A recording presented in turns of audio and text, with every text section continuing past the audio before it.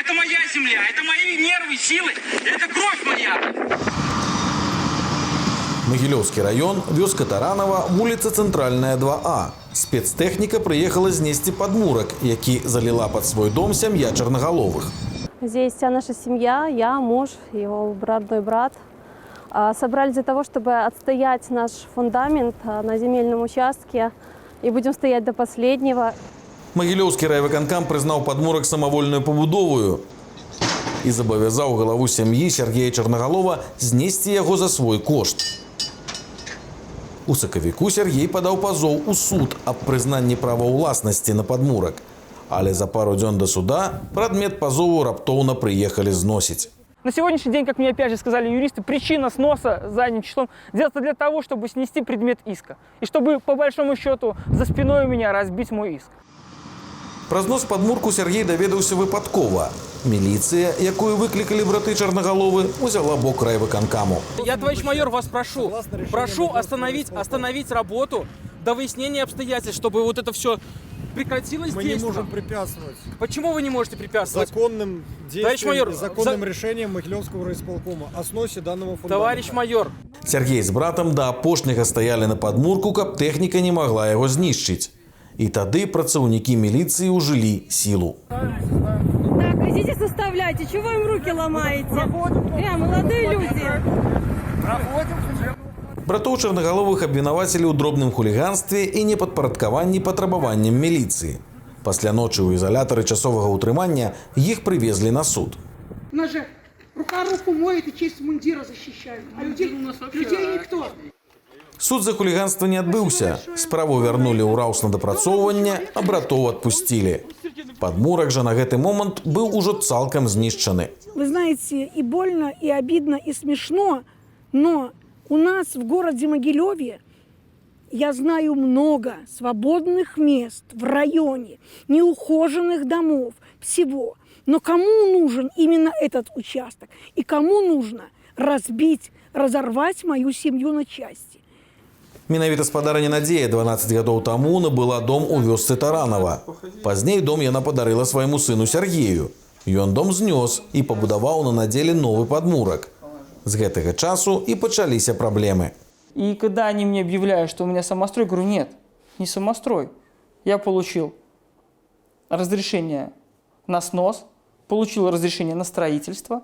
3 гады таму суд Могилёўскага раёну пастанавіў, тэхпашпарт дому не адпавядае збудаванню і ануляваў усе рэгістрацыі ды ўгоды. Я это расцениваю как захват моей земли. Ведь вот было понятие рейдерский захват. Вот я считаю это примерно так. Потому что по-другому я не знаю. Я подхожу с норм права. Они подходят с позиции силы. Все, короче. Каб прыпыніць выкананне рашэння райвыканкаму, Сергей аднёс заяву ў прокуратуру, міліцыю і ў суд. Сергей просит приостановить производство сноса его фундамента. Вместо этого судья отвечает на это тем, что она не может приостановить производство по делу. В то же время производство по делу и приостановка обжалуемого действия – это совершенно разные понятия. То есть в данном случае судья либо заангажирована, либо не понимает, что она пишет в своих ответах. Ці ёсць у Сергея Чарнагалова выйсце з гэтай ситуации?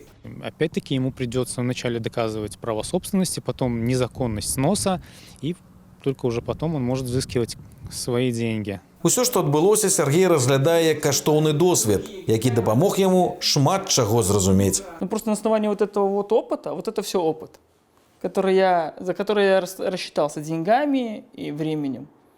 И именно вот эта штука помогает мне уже, я понимаю, как работает. Когда мне говорят, я сейчас вызову милицию и решу вопрос, да, меня вызывает это легкую улыбку.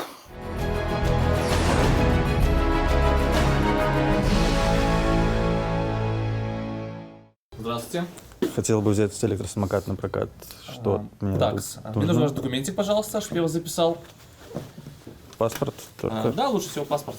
За апошнія пару гадоў язда на арендаваных электрасамокатах зрабілася папулярнай сярод наших суайчыннікаў. В нашем прокате может самокат в аренду взять любой человек, достигший 18 лет. При себе нужно иметь документ, самое важное, и, наверное, хорошее настроение. Первый раз отталкиваться ногой, Потом газ у вас, это тормоз. Все просто. Так, все, пожалуйста, держите. Ягор Жмакін вядзе актыўны лад жыцця. Мы с друзьями часто или с девушкой просто в теплую погоду любим взять самокат и прокатиться и получить от этого реально удовольствие, потому что это действительно необычная новинка. Летась у лістападзе Ягор разам з сябрам каталіся па адной з парковак Менску. Што праўда, перад гэтым хлопцы ўжывалі алкагольныя напоі. Ну, собственно, был на парковке бордюрчик, примерно такой высоты. Захотелось запрыгнуть на него, не особо получилось. Вследствие чего я просто полетел лицом вниз и пострадал. Все произошло как-то быстро, внезапно, скорая помощь, больница. Чэрапна-мазгавой траўмаю хлопец 3 месяцы праляжаў у шпіталі. За эти 3 месяца ко мне дважды приходили милиционеры. После выхода с больницы, спустя 2 недели, мне позвонили ГАИ, попросили выйти на улицу. Меня уже ждала машина внизу. И там мне составили просто протокол по статье 18-16, пьяная езда, и забрали мои права. Сказали прийти на разбирательство, куда я пришел, и меня лишили прав. Самокат, на якім маладзён ездзіў у дзень здарэння, быў узяты праз шэрингавы сервис. Для аренды этого самоката не нужно ни водительское удостоверение, ничего. По-моему, там нужен только мобильный телефон. И все. Каб разабрацца, чаму яго пазбавілі пасведчання кіроўцы, наш герой звярнуўся ў ДАІ Першамайскага району сталіцы. Начальник мне сказал, что ты лишен за пьянку, потому что ты управлял транспортным средством. И все на этом. З гэткаю пастановаю ДАІ Ягор не пагадзіўся. Начальник ГАИ города Минска на публичном брифинге выступлении сказал, что электросамокатчиков мы будем судить как пешеходов.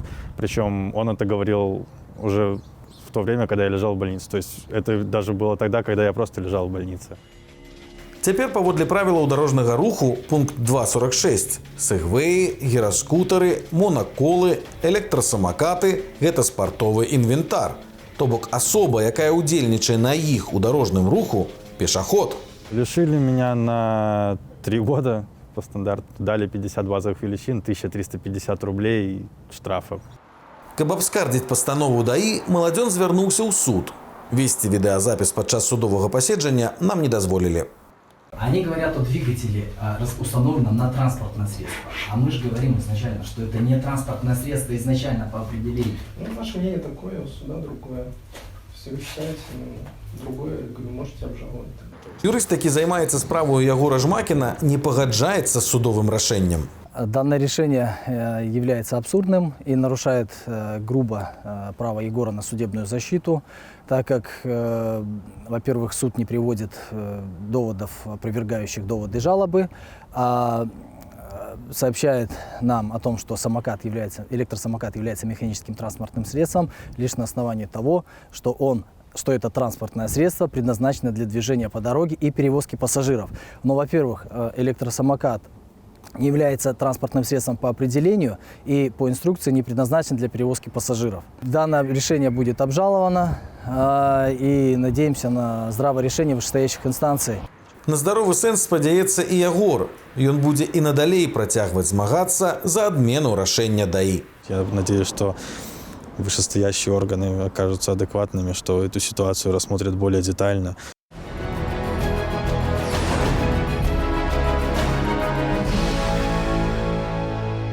Мы кому-то отказали, когда к нам обращались инвалиды? Отказали. И очень много случаев. Сейчас мы приведем все факты. Хорошо, ко мне обратилось, наверное, за 3 года 2 человека.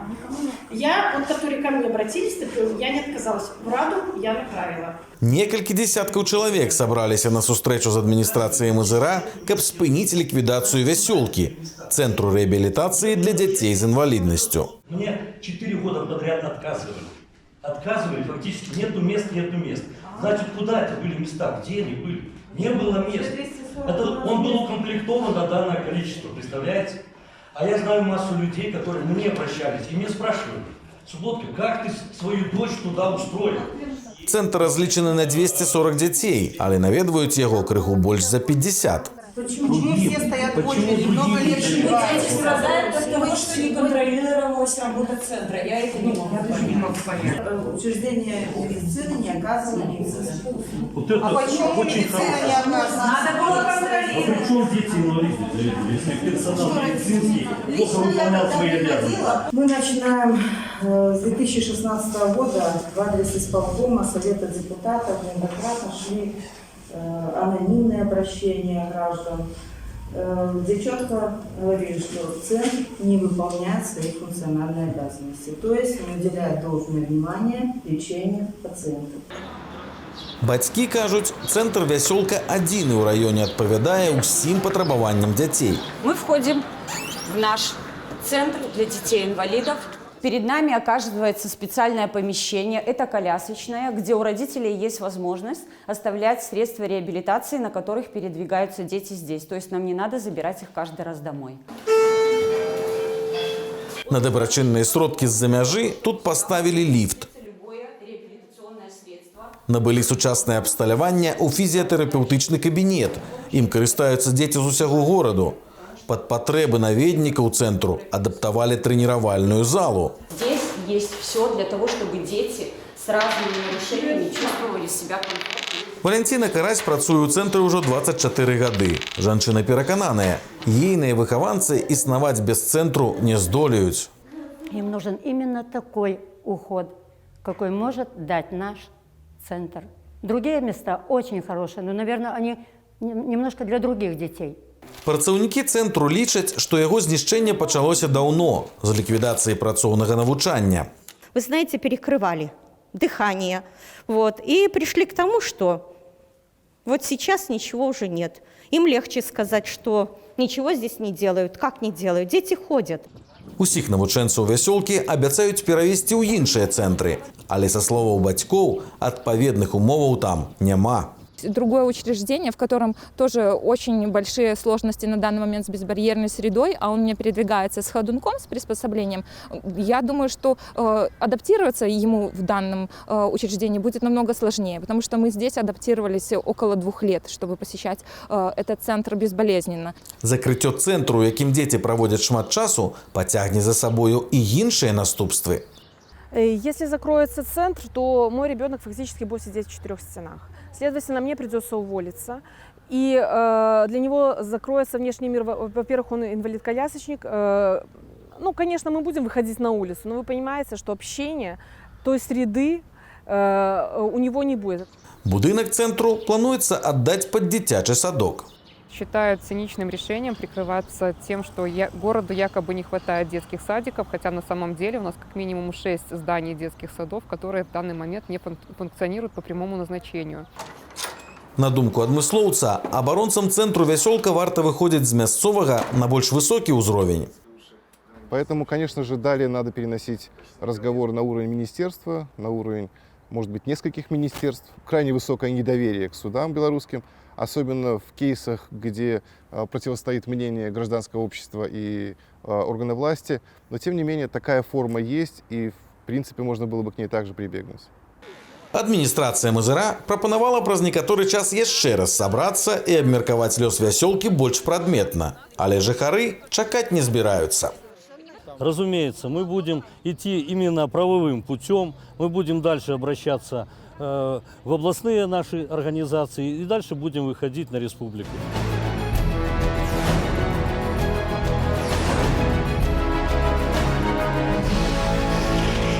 Два месяцы таму мы распавядалі, як жыхары Міхінавіцкага раёну змагаюцца за права на здаровае навакольнае асяроддзе. Написали, что покошено и убрано, причем было такое письмо. Мясцовыя ўлады сваіх абавязкаў не выконваюць, не знішчаюць небяспечную расліну. І сумнік хутка распаўсюджваецца па раёне. Производились неоднократные покосы в течение 2019 года по документам, которые предоставляются сотрудниками сельсовета. И золотарник здесь выкошен, и его здесь нет. Наталья Котова писала скаргі ў вышэйшай інстанцыі, але трапіла пад пераслед з іншай нагоды. Мясцовыя ўлады намагаюцца аштрафаваць яе за выгул сабакаў ва ўласным двары. Але нашая гераіня надалей намагаецца прымусіць сельскі выканкам выконваць свае абавязкі. Вот пришли ответы из Минского областного комитета природных ресурсов и охраны окружающей среды, что наша председатель Михановичского сельисполкома Довольцова Светлана Владимировна была неоднократно привлечена к административной ответственности за невыполнение предписания по уборке территории от инвазивных видов. Спадарня Наталья таким отказом не вельми задоволенная. Привлечь, то наш председатель привлекли к ответственности, однако мне так и не поступил ответ от наших органов природы.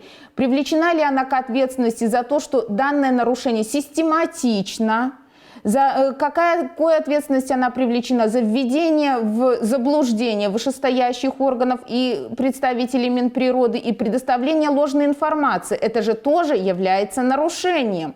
Не только то, что она не косит. Неўзабаве пасля гэтага на дзялянцы каля дому Натальи сумнік скосили, але... Вот тут вот были семена. Вот это вот все рассеялось.